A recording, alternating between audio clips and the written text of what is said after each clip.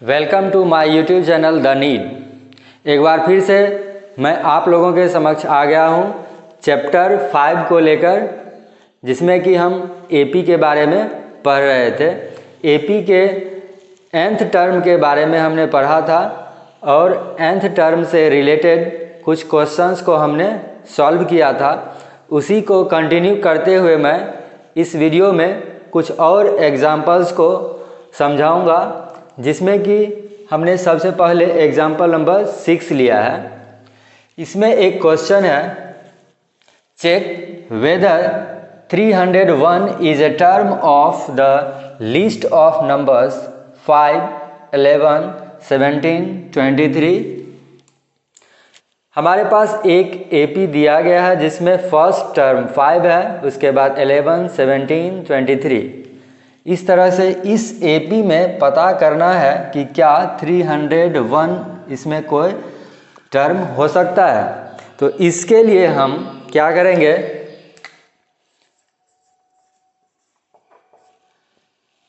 इसमें an का जो फॉर्मूला है वो हम इसमें अप्लाई करेंगे और उस n का वैल्यू कैलकुलेट करेंगे। इस तरह का क्वेश्चन मैंने पिछले वीडियो में भी एक सॉल्व किया था, तो देखते हैं।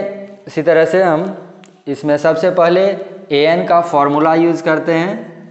an equal to a plus n minus 1 into D.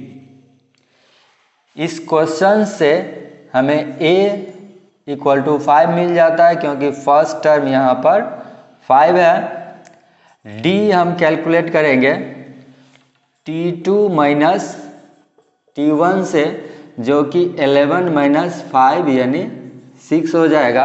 और an 301 लेंगे, an इक्वल टू 301। इन सभी वैल्यूज़ को इस फॉर्मूला में पुट करेंगे और n का वैल्यू कैलकुलेट करेंगे। an हो गया 301 a5 plus n minus 1 into d. D यहाँ पर 6 है। फर्दर सॉल्व करते हैं। 301 minus 5 equal to n minus 1 into 6। Subtract करने के बाद 296 मिल जाएगा।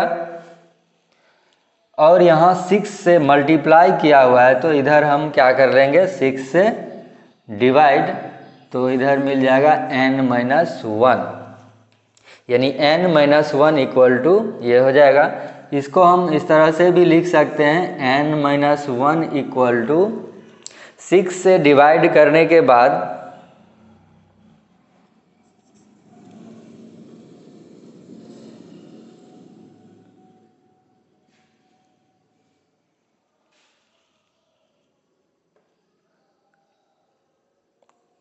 24 5 49 पॉइंट समथिंग आएगा।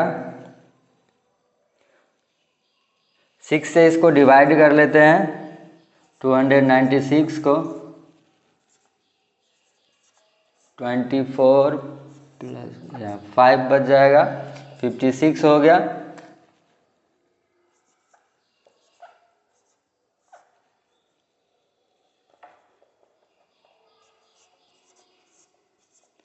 टू रिमाइंडर आ जाएगा, यानी यहाँ पर डेसिमल के बाद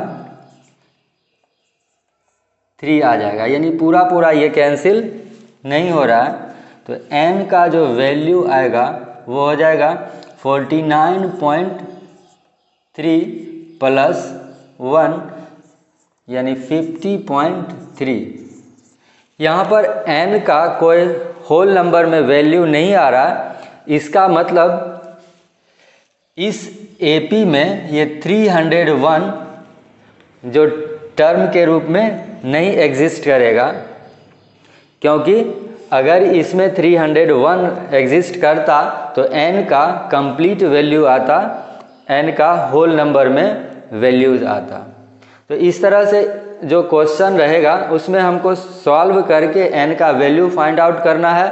अगर n का वैल्यू होल नंबर में आता है या नेचुरल नंबर, तो हम कहेंगे कि जो गिवन टर्म है उस एपी में एग्जिस्ट करता है, लाई करता है, अदरवाइज वह एग्जिस्ट नहीं करेगा।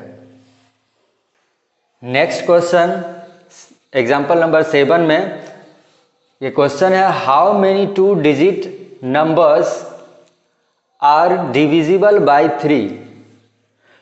2 डिजिट का कितना नंबर जो है 3 से डिविजिबल होगा। तो इस तरह का कोई भी क्वेश्चन होगा 3 से डिविजिबिलिटी के लिए, या 2 से या 5 से या अदर नंबर से, तो सबसे पहले हम उसका मल्टीपल्स लिखेंगे, यानी फर्स्ट नंबर और उसके बाद फिर लास्ट नंबर। इसमें 2 डिजिट का फर्स्ट नंबर जो कि 3 से डिविजिबल हो वो क्या होगा 12।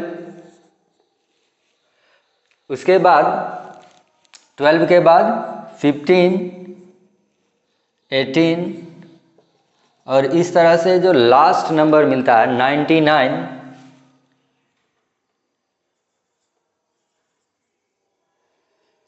2 डिजिट का ग्रेटेस्ट नंबर 99 है, तो इसमें भी 3 से डिवाइड करके देख लेंगे, इजीली ये पता चल जाएगा कि यह 3 से डिविजिबल है। तो इस तरह से हमें एक प्रोग्रेशन मिल जाता है, एक एपी मिल जाता है, जिसमें कि फर्स्ट टर्म क्या है 12। इसमें कॉमन डिफरेंस यानी डी ऑब्वियसली 3 से डिविजिबल होगा तो यही आना चाहिए, तो 15 माइनस 12 यानी 3 हो जाएगा। और लास्ट टर्म यानी an या tn क्या हो जाएगा 99। अब इसी के हेल्प से हम n का वैल्यू कैलकुलेट करेंगे, जैसा कि पिछले कुछ एग्जांपल्स में हमने देखा है। यहाँ an का फॉर्मूला अप्लाई करेंगे, an equal to a plus n minus 1 into d. जो जो वैल्यू हमें पता है उसको इस फॉर्मूला में रखेंगे। 99 equal to 12 plus n minus 1 into d यानी 3।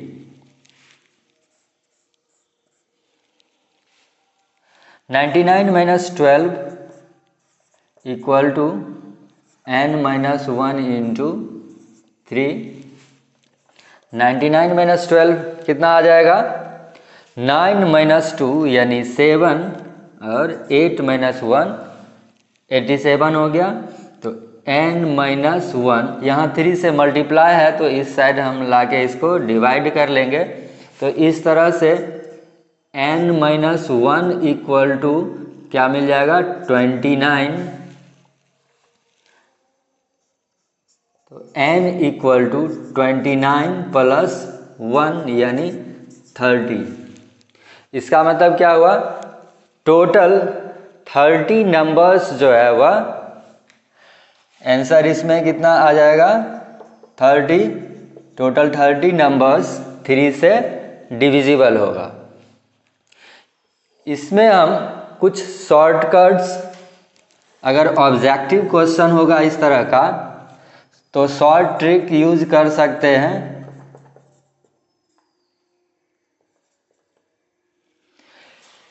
टू डिजिट का ग्रेटेस्ट नंबर पहले हम लिख लेते हैं 99, फिर 1 डिजिट का ग्रेटेस्ट नंबर 9, ये माइनस कर लेते हैं इसमें।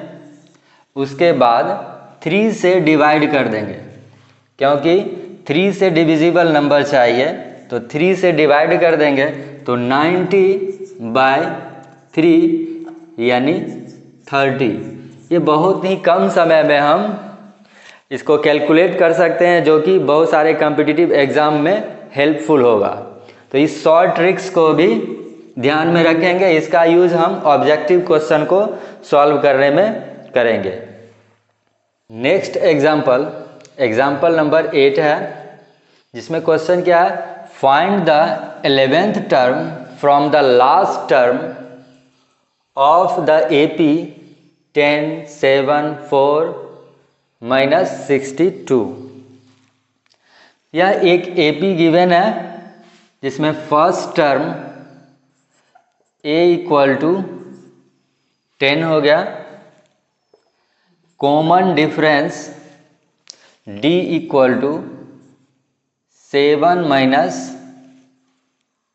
10 हो गया, यानी -3, एंड लास्ट टर्म L, या इसी को AN या इसी को TN कह सकते हैं, यह है -62। तो इसमें हमें फाइंड आउट करना है 11th टर्म, लास्ट से 11th टर्म।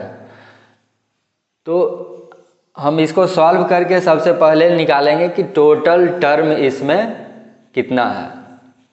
तो फर्स्ट मेथड तो ये हो जाएगा कि हम पहले टोटल टर्म्स निकालें, उसके बाद 11th टर्म अगर हम शुरू से उसको काउंट करेंगे तो कौन सा टर्म आएगा, यानी n का वैल्यू स्टार्टिंग से फाइंड आउट करना है, उसके बाद n का फॉर्मूला फिर से अप्लाई करके लास्ट से 11th टर्म फाइंड आउट करेंगे। तो सबसे पहले हम नंबर ऑफ टर्म्स निकाल लेते हैं, यानी n कैलकुलेट करते हैं।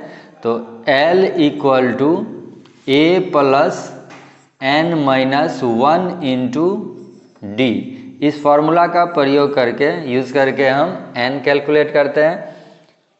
L है -62 प्लस -62 = A है 10 प्लस n - 1 × D, कितना आया -3। यहाँ से इसको आगे सॉल्व करते हैं। -62 - 10 = n - 1 × -3, ये हो जाएगा -72, और यहाँ -3 से डिवाइड कर लेंगे तो इधर n - 1 बच जाएगा। यहाँ इसका मतलब हो गया n - 1 = कैंसिल होने के बाद हो जाएगा 24। तो n = हो गया 24 + 1 यानी 25। तो ये n जो निकला total number of terms 25। Last से 11th टर्म हमें फाइंड आउट करना है, तो इसका मतलब फर्स्ट से क्या हो जाएगा, स्टार्टिंग से 11th टर्म फ्रॉम लास्ट, तो ये हो जाएगा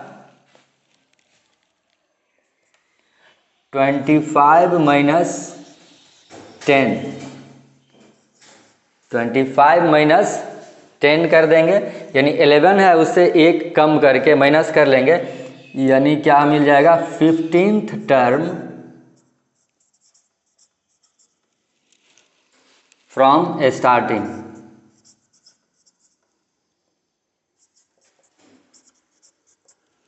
यानी हमें 15th टर्म निकालना होगा। A15 क्या हो जाएगा, A + 15, यानी पहले फार्मूला लिख लेते हैं, n - 1 × D। A है 10 प्लस 15 - 1 × -3, 10 + 14 × -3, यानी 10 - 42 = -32। तो इस तरह से हम ये A15 निकाले, यानी स्टार्टिंग से 15th टर्म जो कि लास्ट से 11th टर्म हो जाएगा, यानी हमारा आंसर क्या होगा -32। तो यह एक तरीका हो गया, इसको हम दूसरे तरीके से भी सॉल्व कर सकते हैं। सेकेंड तरीका क्या होगा कि हम इस AP को ही उल्टा कर दें, चेंज कर दें। हमें लास्ट से 11th टर्म निकालना है तो लास्ट टर्म को ही हम फर्स्ट टर्म मान लेते हैं, यानी -62 से ही इस AP को अगर स्टार्ट करें तो नेक्स्ट टर्म क्या आएगा। ओरिजिनल AP जो है इसमें 3 डिक्रीज हो रहा है, यानी D का वैल्यू -3 आया।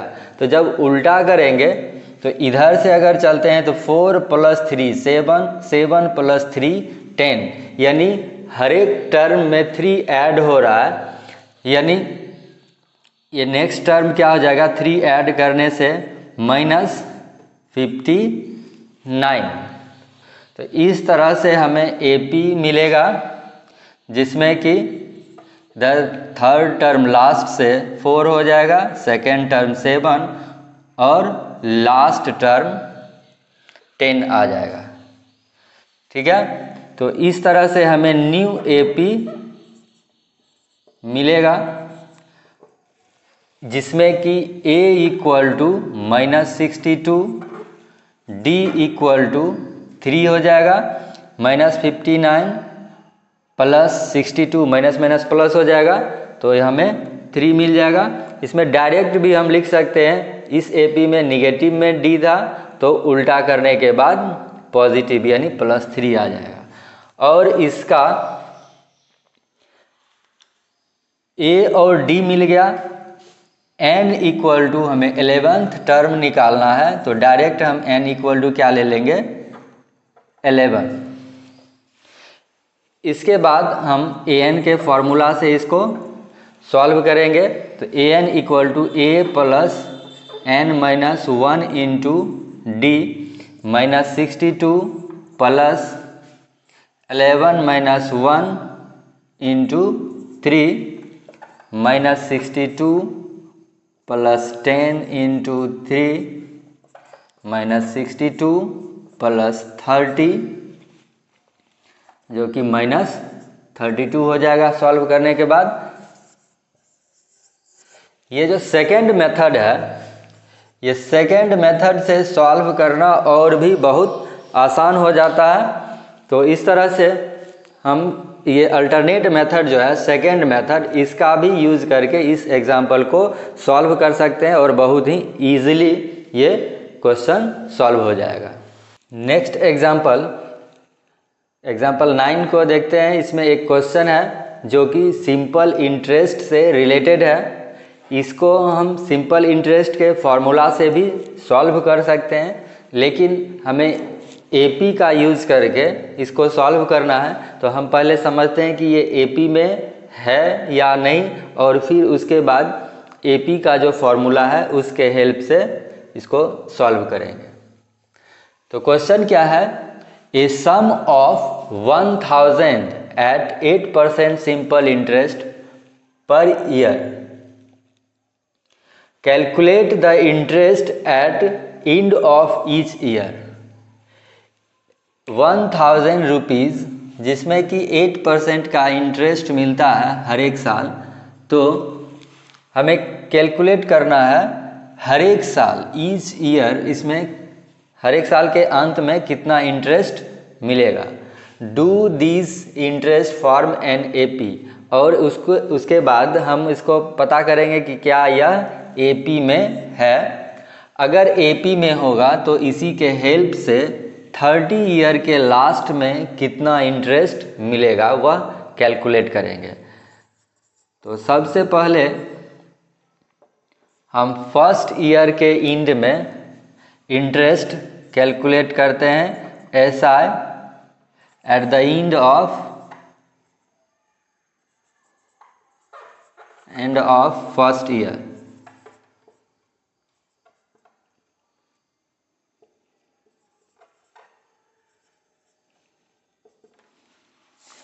एक साल में कितना इंटरेस्ट मिलेगा, 1000। SI का फॉर्मूला क्या होता है, PRT/100, यानी 1000 रेट हो गया 8% और टाइम हो गया 1 ईयर। तो इसमें 100 से फिर डिवाइड कर लेंगे तो क्या मिल जाएगा, 2 0 कैंसिल हो गया, यानी 80 रुपीज़। कितना इंटरेस्ट मिल जाएगा फर्स्ट ईयर, यानी 1 ईयर के लास्ट में 80 रुपीज़। फिर इसी तरह से हम SI कैलकुलेट करेंगे at the end of 2 year. अगर 2 साल कंप्लीट होता है तो कितना इंटरेस्ट मिलेगा, 1000 इंटू 8 इंटू 2/100। यहाँ 2 साल टाइम हो गया तो टाइम के जगह पर हमने 2 रख दिया। इसको फिर कैलकुलेट करते हैं तो कितना हो जाएगा, 160। इसी तरह से SI कैलकुलेट करते हैं 3 ईयर के लिए, तब कितना आएगा वैल्यू, 1000 इंटू 8 इंटू 3/100, जो कि कैलकुलेट करने से कितना हो जाएगा, 240। अब हमें A1 कितना मिल गया, A1 equal to 80, A2 equal to 160, A3 equal to 240। तो इससे हम D निकालेंगे। ठीक है, पहले D1 लिख लेते हैं। D1 कैसे निकालेंगे, A2 माइनस A1, यानी 160 माइनस 80, जो कि 80 आ जाएगा। एंड D2 ये A3 माइनस A2, यानी 240 माइनस 160, यहाँ भी वैल्यू आ जाएगा 80। क्योंकि D1 और D2 दोनों इक्वल आ रहा है, यानी हमारा कॉमन डिफरेंस जो D है वो क्या हो जाएगा, 80।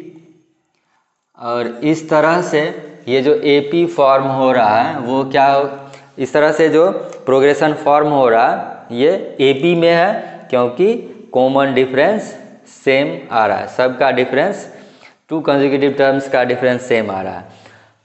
अब हम इसका प्रयोग करके AP के फॉर्मूला TN या AN का फॉर्मूला यूज़ करके हम 30 ईयर के एंड में कितना इंटरेस्ट होगा वो कैलकुलेट करेंगे। तो हम मान लेते हैं कि ये जो 30 ईयर के एंड में इंटरेस्ट आ रहा है वो A30 है, और फॉर्मूला तब क्या हो जाएगा, A प्लस N माइनस 1। तो A के जगह पर हम क्या लिखेंगे, A हमारे पास आ गया है 80, और N का वैल्यू हो गया 30 माइनस 1 इंटू कॉमन डिफरेंस 80। तो 80 से इसको मल्टीप्लाई कर लेंगे, यानी 80 इंटू 80 प्लस 29 इंटू 80, और इसका जो हम सम निकालेंगे तो क्या हो जाएगा, इसमें 80 अगर हम कॉमन ले लेते हैं तो 1 प्लस 29 बचेगा इंटू 80, यानी 30 इंटू 80 इक्वल टू 2400। हम डायरेक्ट इसको मल्टीप्लाई करके फिर ऐड करते तो भी हो सकता था, 29 इंटू 80 पहले करते, फिर जो मल्टीप्लाई करके आता उसमें 80 ऐड कर देते तो भी आंसर यही आता। लेकिन हमने क्या किया, 80 कॉमन ले लिया, जो कि डिस्ट्रीब्यूटिव लॉ हम लोग पढ़ चुके हैं। तो इसका अगर यूज़ कर लेते हैं तो बहुत ईजिली यहाँ पर कैलकुलेशन हम कर पाएंगे, क्योंकि 29 प्लस 1 30 हो जाता है, और जिस नंबर में 0 आ गया तो 0 आने के बाद उसका कैलकुलेशन बहुत ही आसान हो जाता है। तो यहाँ हमें सिर्फ 3 और 8 को मल्टीप्लाई करना पड़ा, 3 इंटू 8 24 हो गया, और दोनों में जीरोज़ है तो 2 zeros यहाँ पर हमने रख दिया, यानी 2400 हमारा आंसर आ गया। इसका मतलब कि simple interest at the end of 30 year क्या हो जाएगा, 2400। यही हमारा आंसर हो गया। ये लास्ट एग्जाम्पल हम देख रहे हैं एन से रिलेटेड, एग्जाम्पल नंबर 10, जिसमें क्वेश्चन है in a flower bed there are 23 rose plants in the first row, 21 in the second, 19 in the third, and so on. There are 5 rose plants in last row. How many rows are there in flower bed?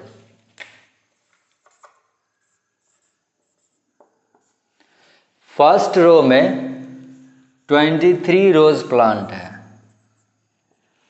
Second में 21, third में 19 और last में 5। तो इस तरह से ये एक फ्लावर बेड है जिसमें कि रोज़ प्लांट जो है वह हर एक रो में डिक्रीज होते जा रहा है। फर्स्ट में 23 था, सेकेंड में 21 हो गया, 2 डिक्रीज हो गया, फिर थर्ड में 19 हो गया, फिर से 2 डिक्रीज हुआ, यानी हर एक में 2 डिक्रीज हो रहा है। और लास्ट में जाके लास्ट रो में 5 रोज प्लांट है।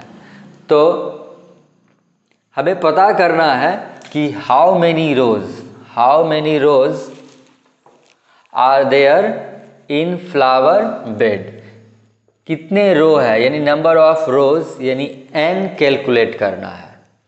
ठीक है, यहाँ पर हम देख रहे हैं कि A equal to 23, D equal to 21 minus 23 यानी -2, AN इक्वल टू 5, जो कि इस क्वेश्चन में इतना सारा चीज गिवन है। अब n कैलकुलेट करना है, तो इसके लिए हम फॉर्मूला कौन सा यूज करेंगे, an equal to a plus n minus 1 into d. an हो गया 5, a 23 प्लस n कैलकुलेट करना है -1 और d का वैल्यू -2। इसको सॉल्व कर लेते हैं। 5 minus 23 equal to n minus 1 into -2, ये हो जाएगा -18 by -2 equal to n minus 1, यानी n माइनस 1 इक्वल टू क्या हो जाएगा, माइनस माइनस कैंसिल हो जाएगा, 18 बाई 2 यानी 9, इसलिए n इक्वल टू 9 प्लस 1 यानी 10, यही हमारा आंसर हो जाएगा। इसका मतलब there are 10 rose in the flower bed. ठीक है, लास्ट में जो आंसर लिखेंगे क्या लिखेंगे, there are 10 rose in the flower bed. इस तरह से ये एपी में लास्ट टर्म यानी nth टर्म से रिलेटेड हमने क्वेश्चन सॉल्व किया है, जिसमें फॉर्मूला यूज किया है an equal to a plus n minus 1 into d. इससे रिलेटेड हर एक टाइप का क्वेश्चन सॉल्व हमने एग्जाम्पल में कर दिया है। मुझे पूरा विश्वास है कि अगर आप लोग इसको सही से देख लेते हैं तो आप लोग को अधिकांश जो एक्सरसाइज 5.2 में क्वेश्चन है, तो एक्सरसाइज 5.2 का अधिकांश क्वेश्चन सॉल्व हो जाएगा। तो यही आप लोग का होमवर्क होगा कि एक्सरसाइज 5.2 को सॉल्व करें, और इसमें जो प्रॉब्लम रह जाता है उसको कमेंट में मेंशन करें, मैं इसको नेक्स्ट वीडियो में सॉल्व करूंगा। आप लोगों को यह वीडियो आशा करता हूं पसंद आया होगा, तो आप लोग इस वीडियो को लाइक करें, अपने दोस्तों के बीच ज़्यादा से ज़्यादा शेयर करें, ताकि मैं और भी अच्छा वीडियो और भी आप लोगों के लिए हेल्पफुल जो भी कोर्स में टॉपिक्स है उसको अच्छा से अच्छा वीडियो बना के आप लोगों को दूं, ताकि आप इसको अपने कोर्स को आसानी से कंप्लीट कर सकें, मुझे भी बहुत ज़्यादा मोटिवेशन मिले। इसके लिए आप लोग ज़्यादा से ज़्यादा दोस्तों में शेयर कीजिए। नेक्स्ट टॉपिक इसमें एसेंस से रिलेटेड होगा, यानी sum of nth term of APs. तो इसको हम नेक्स्ट वीडियो में कवर करेंगे। इसी के साथ मिलते हैं हम लोग नेक्स्ट वीडियो में। Thank you for watching. जय हिंद, जय भारत।